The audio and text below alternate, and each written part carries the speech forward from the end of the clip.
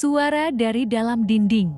Selama hampir 10 tahun, aku tinggal di rumah tua peninggalan keluarga. Meski besar dan sunyi, rumah itu nyaman hingga satu malam segalanya berubah.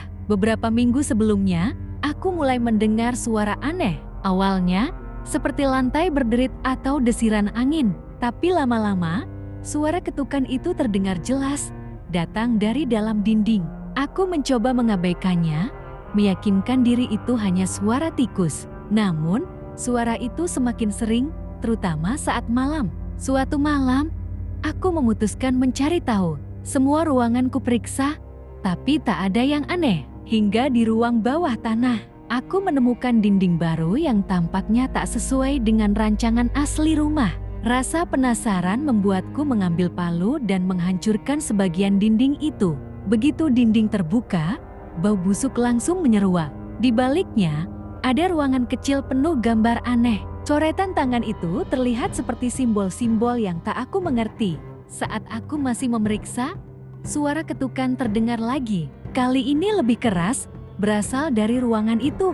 Aku merasakan kehadiran sesuatu. Ketika menoleh, di sudut ruangan berdiri sosok tinggi dengan rambut panjang menutupi wajah. Pakaiannya lusuh dan matanya gelap, seakan menatapku meski wajahnya tidak jelas. Aku membeku, ingin lari tapi tubuhku terasa berat. Sosok itu bergerak cepat, seperti melayang. Aku berlari ke atas, tapi lorong terasa lebih panjang dari biasanya. Bisikan-bisikan terdengar di sekelilingku, dalam bahasa yang tak ku mengerti. Saat aku mencapai pintu depan, aku mencoba membukanya. Tapi pintu itu terkunci rapat. Ketika aku menoleh, sosok itu sudah berada di depanku. Matanya kosong, tanpa iris, dan mulutnya tersenyum lebar dengan suara berbisik di kepalaku. "Kau tidak bisa pergi." Ketukan kembali terdengar. Kini dari dalam dadaku, mengikuti detak jantungku. Aku berteriak, berharap ini mimpi buruk. Tapi saat membuka mata, aku kembali di rumah tua itu. Seolah-olah semuanya tak pernah terjadi. Namun, ketika aku berjalan ke cermin di ruang tamu, refleksiku bukan diriku yang biasa.